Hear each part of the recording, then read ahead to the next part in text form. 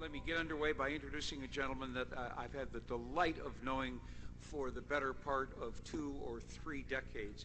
His influence on the conservative movement has been phenomenal, especially considering how few people know who he is or what he's done. It's almost like he planned it that way. But let me just ask one question of you, and this will cut right to the core. Have any of you ever received any direct mail for a political cause? Ever get anything in your mailbox? You have him to thank.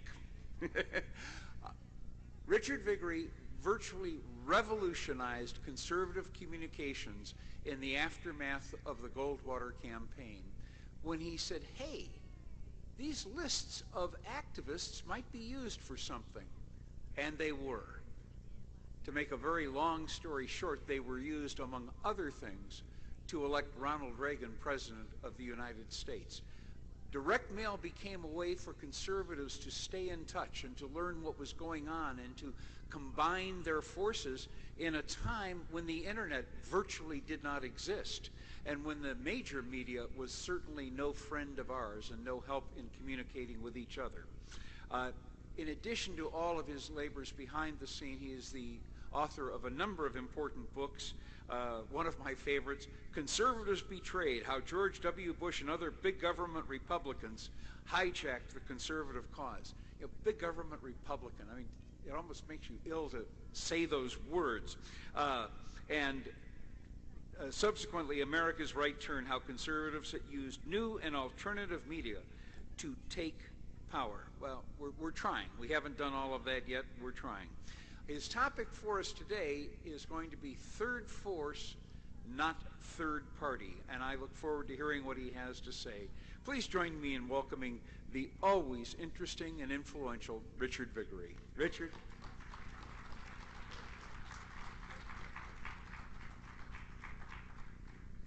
Thank you, Chip.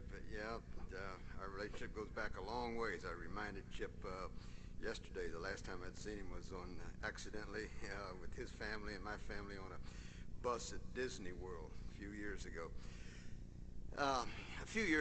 3 years exactly, my friend David Franke, who is here at FreedomFest this weekend, and I co-authored a book called America's Right Turn, How Conservatives Use New and Alternative Media to Take Power.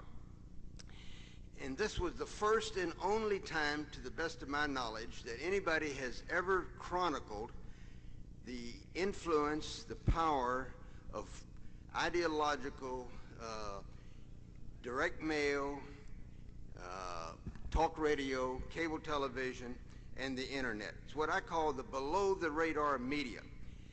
When I started in politics in the late 1950s, 1960s, if this were the microphones of the country, the American conservatives could not get their message past the blockage of the New York Times, CBS, NBC, ABC, Washington Post, Associated Press, Time Magazine.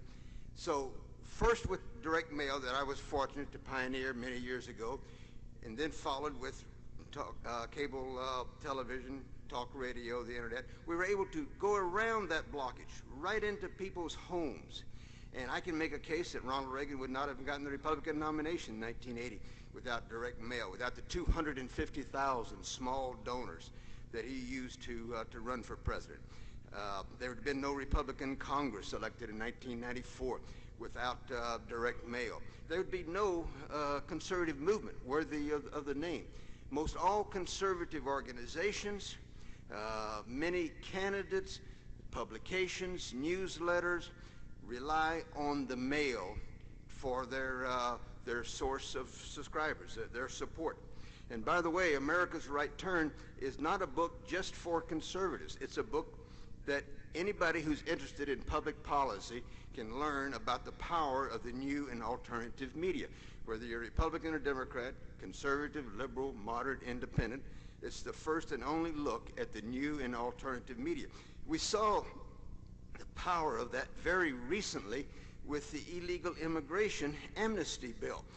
I've been in politics a long time, and this is the first time in my memory that the establishment that really wanted something, the big business establishment in this country, Republicans and Democrats got together and pushed this legislation, and I cannot remember another time that they were denied that which they wanted. And that was only because of the new and alternative media. If this battle had been fought 30 years ago, they would have gotten their legislation. Conservatives have come a long way since I started in politics. I was executive secretary of Young Americans for Freedom in 1961. And we were focused then on nominating Barry Goldwater for president. We did that in 1964. And then in 1980, we not only nominated a president, someone for president, but we elected them. And then in 1994, we had the Gingrich Revolution, bringing right-of-center Republicans to control of Congress for the first time in 40 years. It looked like we were on a pretty good path moving forward, but all of that seems like a very distant memory now in the summer of 2007. What went wrong? What has set us back so far from what was looking so encouraging just a few years ago?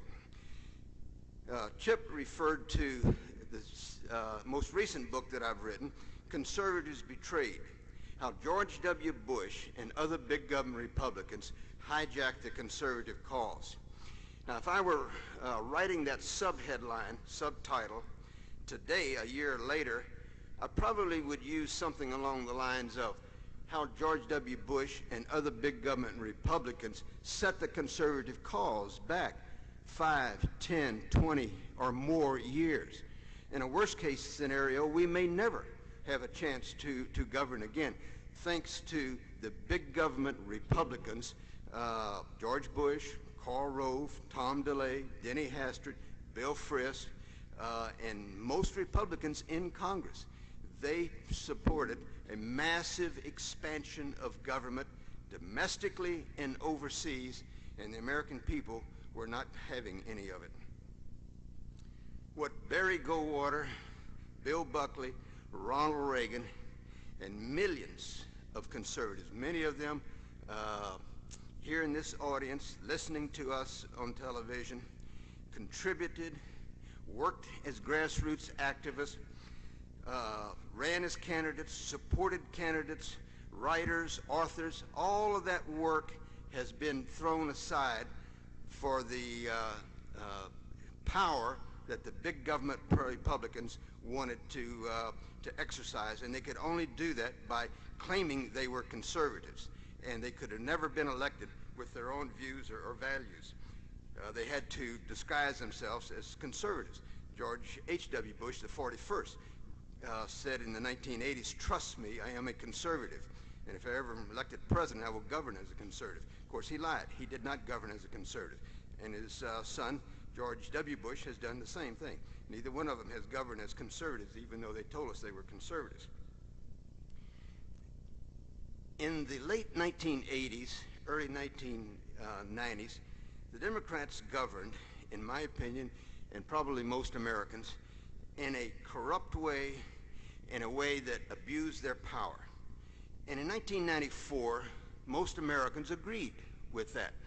And they voted the Democrats out of office, put the Republicans in office for the first time in 40 years. And then within a very short period of time, within a year and a half, the Republicans became that which they had beheld. They had beheld the immorality, the corruption, the abuse of power of the Democrats, and then they became that which they beheld. And the voters saw that, turned them out of office in 2006. And by the way, let's have no confusion about what happened in November of 2006. Conservatism did not lose. It was big government Republicanism that lost. Thank you.